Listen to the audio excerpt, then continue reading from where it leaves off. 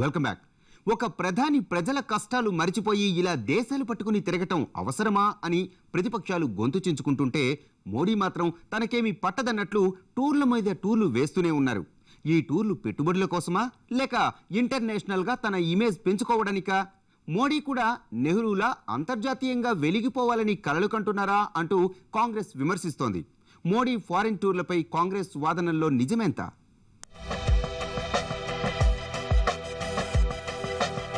ఎప్పుడూ లేని వేగం, ఏ ప్రధాని చూపని వేగం.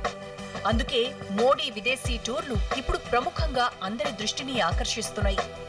ఇన్నాళ్లు దేశవ్యాప్తంగా మోడీ పేరు వినిపిస్తే ఇప్పుడు ప్రపంచవ్యాప్తంగా మోడీ పేరు మారుమోగుతోంది. ఎన్నికల తర్వాత బీజేపీ అంటే మోడీ అన్నట్లుగా మారిపోయింది పరిస్థితి. అయితే మోడీ విదేశీ పర్యటనలతో దేశానికి కొన్ని సానుకూల ఫలితాలతో పాటు మరెన్నో విమర్శలకు పురుడు పోశాయి. చాలా మంది మాజీ ప్రధానులు విదేశీ పర్యటనలు చేశారు. కానీ మోడీ చేసినన్నిసార్లు మాత్రం కాదు. తెల్లారితే చాలు మేక్ ఇన్ ఇండియా ముసుగేసుకుని మోడీ ప్రపంచాన్ని చుట్టేస్తున్నాడు. వెళ్లిన ప్రతి దేశంలోనూ ఒక్కో రోజు 7-8 డ్రెస్సులతో ఫ్యాషన్ పరేడ్ చేస్తున్నాడు. ఇలా మొత్తంగా వరల్డ్ వైడ్ తనను తాను ఎస్టాబ్లిష్ చేసుకుంటున్నాడు తప్ప జనం కోసం ఆలోచిస్తున్నట్లు లేదంటూ ప్రతిపక్షాలు ఆయన పర్యటనలపై దుమ్మెత్తిపోయడం మొదలుపెట్టాయి.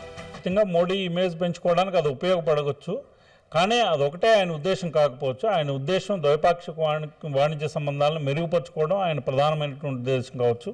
ఎందుకంటే కొన్ని దశాబ్దాలుగా భారతదేశ ప్రధానమంత్రి ఆయా దేశాలకి వెళ్ళకపోతే కనుక ఆయా దేశాలకి ఇచ్చేటటువంటి సంకేతం సరైనదిగా ఉండదు అని చెప్పి ఆయన అభిప్రాయపడి ఉండొచ్చు.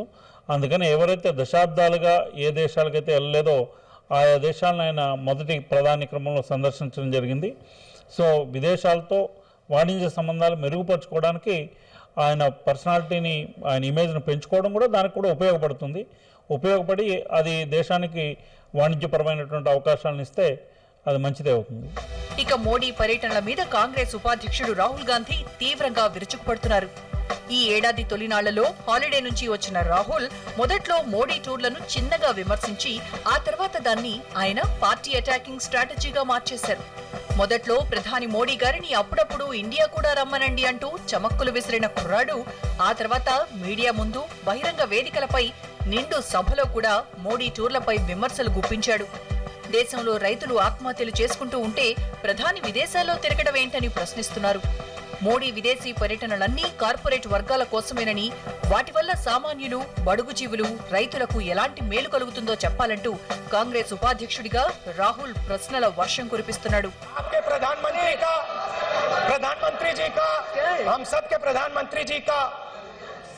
हिंदुस्तान में टूर लगा है, कुछ दिनों के लिए वो यहाँ आए हैं. पंजाब भी चले जाएं थोड़ी देर के लिए, किसानों से मिल ले, मंडी में बात कर ले, सीधा समझ में आ जाएगा हो क्या रहा है.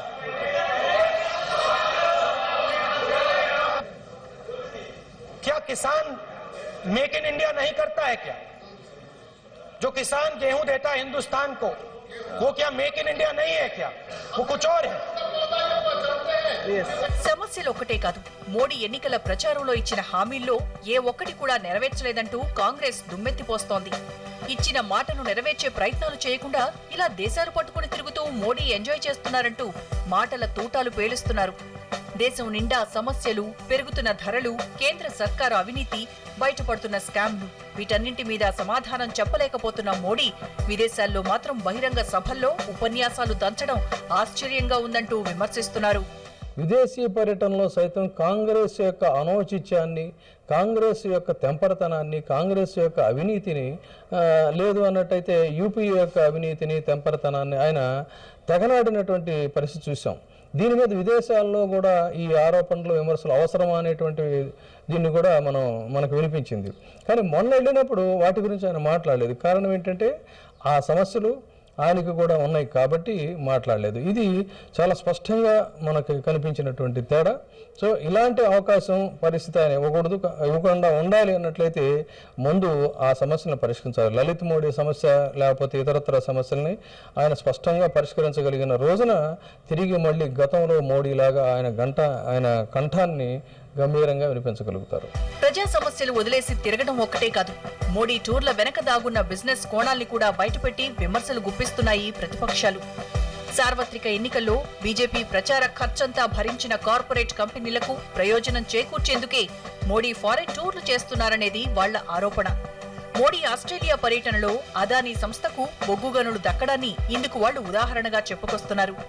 ఇదొక్కటే బయటపడింది కానీ ఇంకా చాలా ఒప్పందాలు బయటకు రాలేదన్నది కాంగ్రెస్ విమర్శ.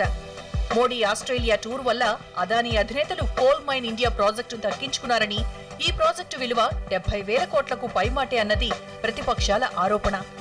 ఇలా తనకు సాయం చేసిన కార్పొరేట్లకు ప్రతి సాయం చేసేందుకే మోడీ టూర్ల మీద టూర్లేస్తున్నారన్న విమర్శలు గుప్పిస్తున్నారు. మన్మోహన్ సింగ్ కూడా అడ్డగోలుగా విదేశీ పర్యటనలు జరిపాడు. మరి ఆయన బొగ్గు కుంభకోణం, అన్ని స్పెక్ట్రం కుంభకోణం వస్తే మరి వాటి సమాధానం చెప్పకుండా విదేశాలు ఎందుకు తిరిగింది? మరి అందువల్ల విదేశాలకు వెళ్ళడాన్ని వివాదం చేయడం అనేది భారతదేశ ప్రయోజనాలకు నష్టం.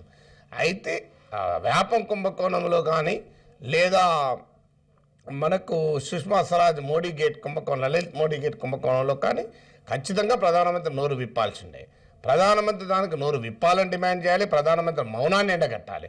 కానీ ఆయన విదేశీ పర్యటనలు చేస్తున్నాడు కనుక దానికి దీనికి ముడిపెట్టి సంబంధం లేని అంశాలను ముడిగట్టాలడం అనేది అర్థం లేని పని. అయితే ఇలా కాంగ్రెస్ విమర్శలను పక్కన పెడితే మోడీ చేస్తున్న వరల్డ్ ర్యాపిడ్ టూర్ల వెనక ఓ కారణం కనిపిస్తోంది. ప్రస్తుతానికి ఎన్డీఏకి లోక్సభలో బలం ఉంది, కానీ రాజ్యసభలో లేదు.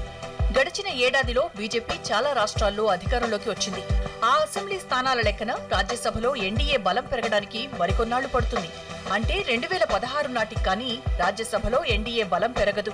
ఆ తర్వాత మోడీ ఏ బిల్లు ప్రవేశపెట్టినా ఉభయ సభల్లోనూ ఈజీగా నెగ్గేస్తుంది. అందుకే అప్పట్లోగా ఇంటర్నేషనల్ గా భారత్ ప్రాభవాన్ని పెంచడానికి ఇలా వరుస పెట్టి నెలకు 2 దేశాలు చుట్టేస్తున్నారు మోడీ.